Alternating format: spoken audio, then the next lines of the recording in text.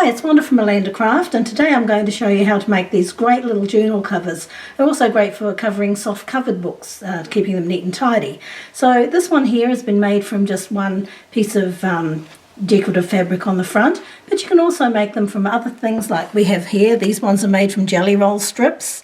This one here is made from our foil fabric and fibre tutorial that we did a short time ago. And you can also use bits of scraps and make up some covers like this. This one we've embroidered. These are just some squares put together. So anyway, let's get started and show you how to make these. They're really, really easy.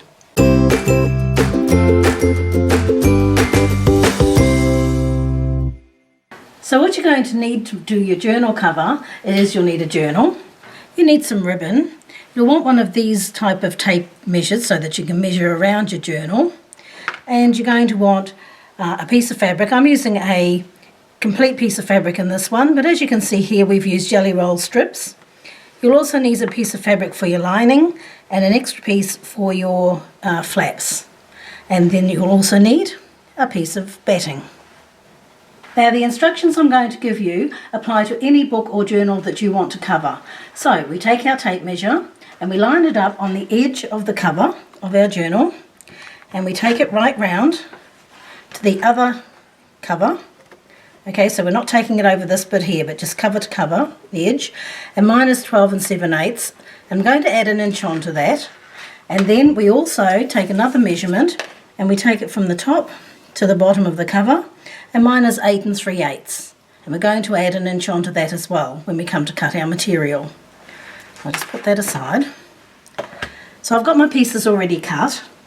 So I have my front piece here, and it is 13 7/8 by 9 3/8. Now the second piece, the piece for the tabs, is the same measurement, but then I cut it in half and then fold each of them in half and give them a good press, because they're going to be your tabs. And then I've also cut my back piece and my backing the same. Now with my ribbon, I'm leaving it long because I'll adjust it when I finally get the thing together and how long I want them. So the first thing we're going to do is take our front piece, and we need to kind of find the halfway mark here. So the best way to do that is just to fold it in half, give it a bit of a finger press, and I'm just going to run the ribbon on either side. So this one will go along here, put it on the edge, and then we're going to sew along each edge just to hold it in place.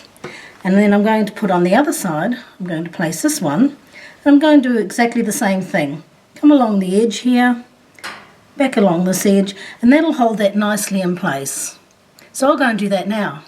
So you can see here that I've sewn on my ribbon. Now what I've also done is taken the ribbon and press them into the centre, just press them on the edge here, just to keep them so that they're nice and flat when I come to assembling this whole thing.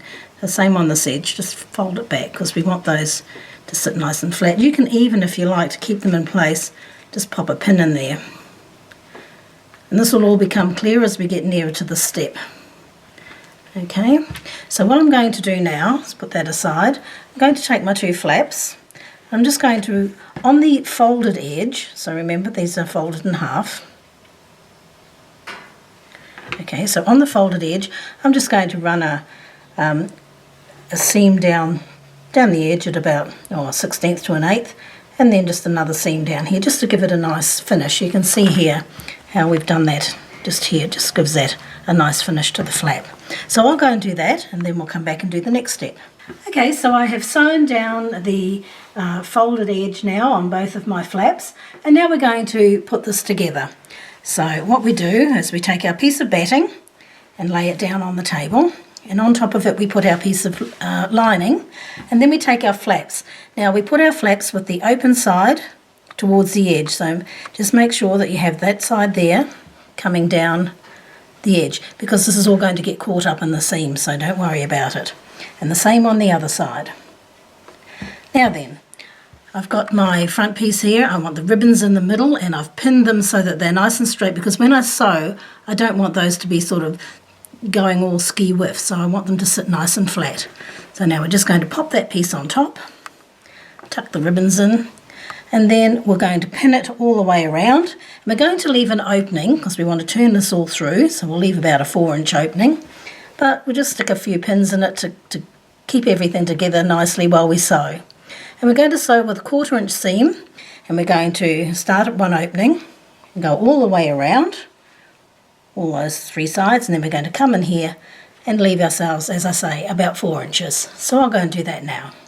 So as you can see, I've sewn along here with a 1/4-inch seam. Now what I normally do is run along, just sew off and then turn it round and start again on the side and come down. So I've gone all the way around, left my little opening here. Now I've also trimmed my corners, and what I do is I just snip across the corner like that, and then I come in here on either side and take a little bit of bulk away, and make sure you don't cut your stitching.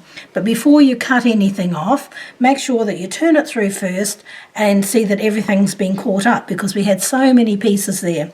In fact, you might even find that you want to sew this with your walking foot, but it will manage on most machines. Now remember, we had some pins in there, so you'll want to reach in there and take the pins out before you go turning this through, or you're likely to stick yourself. Alright, so I'm all set now to turn it through, and I'm just going to do that. Comes nicely through the opening.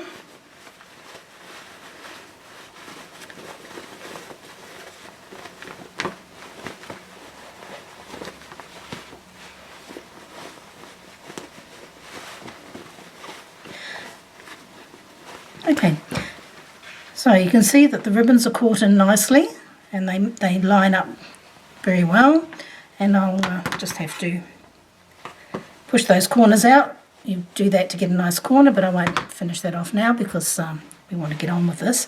Now what we're going to do is we're going to push our corners out, give it a bit of a press, and then we'll just top stitch all the way around so that we catch in the seam at the top. Okay, because that's how we're going to finish it off. So I'll do that now, and then we'll come back and show you what it looks like. So just before I start sewing, I thought I just might just show you something in case you haven't done this before. What you want to do is spend a bit of time making sure that you get the opening nice and flat when you're pressing it, because we're going to sew this all the way around, but you just want to spend a bit of time making sure that that's all folded over and lines up nice and level.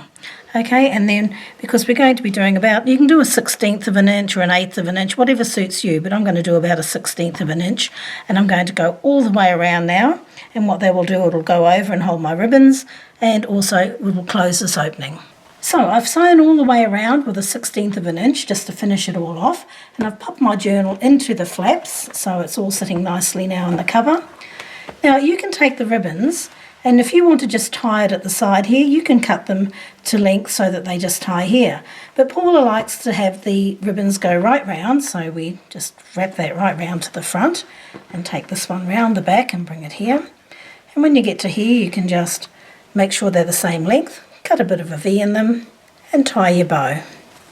So great way for keeping your journals and your books nice and clean and pretty. But there we are, all done. Now if you've enjoyed this tutorial, don't forget to give us a like and subscribe to our channel, and also check out our website for more exciting tutorials, and don't forget to like us on Facebook.